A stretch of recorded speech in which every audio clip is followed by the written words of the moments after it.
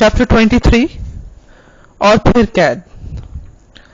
जिस रोज डार्ने को आजादी मिली, इसी शाम डॉक्टर माने, लूसी और डार्ने ने सोचना शुरू किया कि वो किस तरह जल्द अज जल्द फ्रांस से इंग्लिस्तान वापस जा सकते हैं। मिस प्रोस लूसी के आया और लोरी के बैंक का दरबान जेरी घर वालों के लिए खुराक खरीदने गए हुए थे और लोरी भी आने वाले थे। अचानक दरवाजे पर जोर से दस्तक हुई। बाहर कदमों की चाप सुनी गई। डॉक्टर माने ने दरवाजा खोला। 4 खुदरे चेहरों वाले आदमी जिन्होंने लाल टोपियां पहनी हुई थी कमरे में दाखिल हुए। उनमें से एक ने कहा, एवमोंडे उर्फ डार्ने, तुम्हें फिर जमहूरिया का कैदी बनाया जाता है। मुझे बताओ कि मुझे दोबारा क्यों कैदी बनाया जा रहा है। आदमी ने डार्ने के सवाल का जवाब दिया, कल जब तुम पर मुकदमा चलाया जाएगा तो तुम्हें सब कुछ मालूम हो जाएगा। सान अंतोने में रहने वाले कुछ लोगों ने तुम्हारे बारे में मजीद मालूमात फराहम की हैं। डॉक्टर माने की अजियत का अंदाजा कोई न लगा सकता था। लूसी परेशान खड़ी थी। डॉक्टर माने ने इन लोगों से कहा, तुम्हें चाहिए कैसे बताओ कि वो कौन लोग हैं। आदमी ने जवाब दिया, ये बताना खिलाफे कानून है, लेकिन आपके एहतराम में मैं आपको बताता हूं। वो डिफाग और इसकी बीवी है। एक लम्हे को रुककर इसने कहा, और एक और शख्स भी है। वो कौन है? डॉक्टर माने ने पूछा। डॉक्टर, आप मोअज़्ज़ज़ शहरी हैं। इस आदमी ने कहा, आपको ये नहीं पूछना चाहिए। नगर में जानना चाहता हूं। डॉक्टर माने ने इसरार किया। आदमी ने इस बार खुदरे लहजे में कहा, अगर आप जानना चाहते हैं तो आप कल सब कुछ जान जाएंगे। मैं आपको अब कुछ नहीं बता सकता। ये कहकर वो डार्ने को अपने साथ ले गए। चैप्टर 24 सिडनी कार्टन और जासूस। इस दौरान लूसी की मुलाजमा और लोरी के बैंक का दरबान तंग गलियों से गुजरते हुए खुराक की अशिया खरीदते हुए एक शराब की दुकान में पहुंचे, जहां से वो शराब खरीदना चाहते थे। उन्हें इस वक्त तक मतलब खबर न हुई थी कि डार्ने को फिर गिरफ्तार कर लिया गया है। जब वो शराब खरीद रहे थे तो एक आदमी दुकान के एक कोने से उठा। वो बाहर जाने के लिए दरवाजे की तरफ बढ़ रहा था कि लूसी के आया मिस प्रोस ने इसकी शक्ल देखी तो चीख पड़ी। फिर वो इस शख्स को पुकारने लगी, Solomon, Solomon. Solomon miss pros के भाइयों में से एक था। वो शख्स इस बात पर नाखुश दिखाई दे रहा था कि इसे शनाख्त कर लिया गया है। वो मिस प्रोस को छोड़कर तेजी से दरवाजे से बाहर जाने की कोशिश करने लगा। इसने मिस प्रोस को बताया कि वो अब एक सरकारी मुलाजिम है और वो इसे सोलोमन कहकर ना पुकारे, इससे नुकसान पहुंच सकता है। लोरी के बैंक का दरबान भी सोलोमन को बहुत दिलचस्पी से देख रहा था। वो तुम्हें सोलोमन कह रही है, जेरी ने कहना शुरू किया। वो यकीनन तुम्हारे असली नाम से वाकिफ है क्योंकि वो तुम्हारी बहन है, लेकिन जहां तक मुझे याद पड़ता है इंग्लिस्तान में तुम्हारा नाम जॉन था और तुम्हारा पूरा नाम जॉन प्रोस नहीं बल्कि कुछ और था। बहरहाल जॉन मुझे याद है, बाकी नाम मुझे याद नहीं। क्या था? दरबान जेरी को अपने अकब में से एक आवाज सुनाई दी। इसका नाम जॉन बासेट था। यह सिडनी कार्टन था। सिडनी कार्टन ने मिस प्रोस को बताया कि वो पिछली शाम पेरिस पहुंचा है। वो शराब की दुकान में मौजूद लोगों से हकीकत उगलवा चुका है। जॉन बासेट अब फ्रांसीसी हुकूमत का सरकारी जासूस है और ये कैदियों की जासूसी भी करता है। सिडनी कार्टन ने जॉन बासेट को मशवरा दिया कि वो उसके साथ लोरी की रिहाइशगाह पर चले। जॉन बासेट जानता था कि सिडनी कार्टन के पास इसके बारे में ऐसी मालूमात हैं कि अगर इसने इनकार किया तो इसे नुकसान पहुंच सकता है। पेरिस में आकर सिडनी कार्टन को बहुत से हकाइक का इल्म हो चुका था।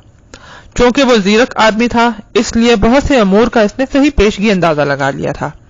वो जान गया था कि डॉक्टर माने अपने दामाद डार्ने को दूसरी बार नहीं बचा सकेगा। वो जानता था कि डिफॉग और इसकी बीवी इसके दुश्मन हो चुके हैं। सिडनी कार्टन अपना मंसूबा तैयार कर चुका था। वो चाहता था कि जॉन बासेट इसकी मदद करे। कार्टन ने सोच रखा था कि वो लोरी को अपना मंसूबा नहीं बताएगा। लोरी के यहां पहुंचकर सिडनी कार्टन को संगीन हालात का अंदाजा हुआ।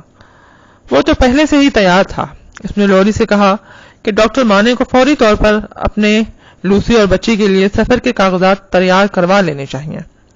डॉक्टर माने को कागजात की तैयारी में कोई दुश्वारी न आएगी। लोग अब भी इसके साथ तावन कर रहे हैं। لوری پیرس میں اپنے بینک کی ذمہ داری پوری کر چکا تھا اور وہ سفر کے کاغذات تیار کروا چکا تھا۔ ڈاسٹ سب سے زیادہ مشکل میں گرفتار تھا۔ وہ سڈنی کارٹن کے دوستوں کی مدد کر کے اپنی جان خطرے میں ڈالنے کے لیے تیار نہیں تھا، لیکن سڈنی کارٹن نے اس پر ثابت کر دیا کہ اس کے پاس اس کے سوا کوئی چارہ نہیں۔ اگر موجودہ فرانسیسی حکومت کو اس کے مشکوک ماضی کے بارے میں معلوم ہو گیا کہ وہ انگریزوں کے لیے انگلستان میں جاسوسی کرتا رہا ہے تو اس کا سر قلم کر دیں گے۔ اس نے باسٹ کو بتایا کہ وہ جعلی نام اختیار کیے ہوئے ہے، وہ انگریزی حکومت کے لیے کام کرتا رہا ہے اور انگریز فرانس کے دشمن تھے۔ باسٹ پر اپنی خوفناک اور نازک حیثیت کا انکشاف ہو چکا تھا۔ وہ انگلستان میں فرانس کے خلاف جاسوسی کرتا رہا۔ فرانس میں وہ اس پہلی حکومت کا جاسوس رہا جس کا تختہ الٹ دیا گیا تھا۔ اگر اس کی حقیقت اور ماضی کا علم موجودہ عوامی حکومت کو ہو گیا تو وہ زندہ نہیں بچ سکے گا۔ اسے یہ بھی ڈر تھا کہ مادام ڈیفوک کو بھی یہ علم ہے کہ وہ بادشاہ کی حکومت کا جاسوس رہا تھا۔ وہ ہر طرف سے اپنے آپ کو خطرے میں گھرا ہوا محسوس کرنے لگا تھا۔ سڈنی کارٹن نے اسے یقین دلایا کہ اگر وہ اس کی مدد کرے گا تو اس کا ماضی دفن رہنے دیا جائے گا اور اسے کوئی خطرہ نہیں ہوگا۔ جان باسٹ کے لیے اس کے سوا کوئی چارہ نہ تھا کہ وہ سڈنی کی بات مان لے۔ اس نے مدد کرنے کا وعدہ کر لیا۔ چیپٹر 25 ڈارنے کا آخری مقدمہ۔ دوسرے دن عدالت پھر لگی اور ڈارنے کا مقدمہ شروع ہوا۔ اس عدالت کے جج بھی وہی تھے اور جوری بھی وہی جنہوں نے اسے آزاد کیا تھا۔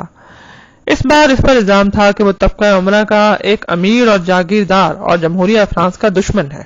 اس کا خاندان فرانس کا ظالم ترین خاندان تھا۔ سرکاری وکیل نے عدالت کے صدر کو بتایا کہ 3 افراد نے ڈارنے کے خلاف ٹھوس معلومات فراہم کی ہیں۔ یہ 3 آدمی ڈیفوگ، شراب خانے کا مالک، اس کی بیوی اور ڈاکٹر مانے تھے۔ جب ڈاکٹر مانے کا نام لیا گیا تو ہر شخص حیران اور بولنے لگا۔ ڈاکٹر مانے اٹھ کھڑا ہوا۔ اس کا رنگ زرد تھا اور وہ کانپ رہا تھا۔ اس نے عدالت کو مخاطب کر کے کہا، صدر صاحب، یہ ایک انتہائی خوفناک جھوٹ ہے۔ آپ بخوبی جانتے ہیں کہ قیدی میری بیٹی کا خاوند ہے اور وہ میری بیٹی سے محبت کرتا ہے، اس لیے مجھے اپنی جان سے بھی زیادہ عزیز ہے۔ عدالت کے ججوں کے سربراہ نے کہا، شہری مانے، آپ خاموش ہیں۔ آپ جانتے ہیں عدالت کی اطاعت آپ پر فرض ہے۔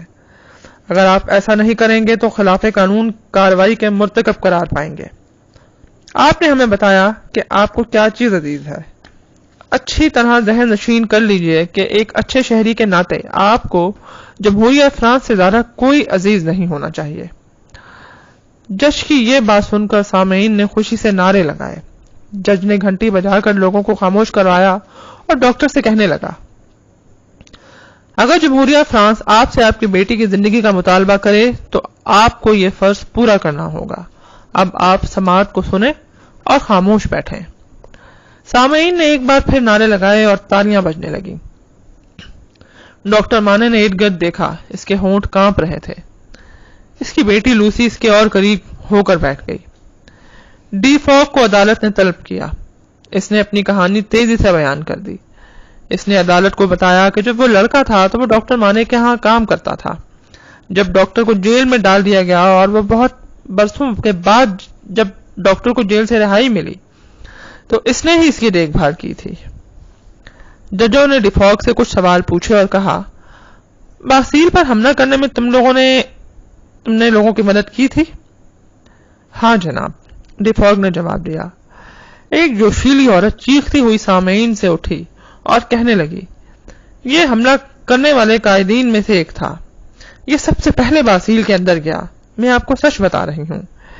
یہ سچ تھا اور سچ بولنے والی وہی خوفناک عورت تھی جس کا نام ہی لوگوں نے انتقام رکھ لیا۔ سامعین نے اس کی مزید حوصلہ افزائی کی۔ صدر جج نے گھنٹی بجائی۔ لوگوں کی حوصلہ افزائی سے انتقام اتنی جذباتی ہو رہی تھی کہ اس نے چیخ کر کہا، میں اس گھنٹی کا حکم نہیں مانوں گی۔ لوگوں نے تالیاں بجائیں اور نعرے لگائے۔ صدر جج نے ڈیفوک سے پوچھا، عدالت کو بتاؤ کہ تم نے اس روز جیل میں کیا کیا؟ ڈیفوک بتانے لگا، مجھے معلوم تھا کہ ڈاکٹر مانے کو جیل کی کوٹری نمبر 105 شمالی ٹاور میں رکھا گیا تھا۔ جب میں ڈاکٹر کو دیکھ بھال کے لیے لایا تو اسے اپنا اصلی نام یاد نہیں تھا۔ وہ اپنے آپ کو 105 شمالی ٹاور کہا کرتا تھا۔ میں نے جیل کی کوٹڑی کی تلاشی لینے کا فیصلہ کیا۔ میں اس کوٹڑی میں جیل کے ایک افسر اور اپنے ایک ساتھی کے ساتھ گیا تھا جو اس وقت جوری کا رکن ہے۔ میں نے بہت احتیاط سے کوٹڑی کی تلاشی لی اور میں نے وہاں ایک کاغذ پایا جس پر عبارت لکھی ہوئی تھی۔ یہ ایک جگہ چھپایا گیا تھا۔ یہ ڈاکٹر مانے کے ہاتھ کی تحریر تھی کیونکہ میں اسے اچھی طرح پہچانتا ہوں۔ اسے پڑھو، جج نے حکم دیا۔ عدالت میں سناٹا چھا گیا۔ ہر کوئی بڑی توجہ سے سننے لگا۔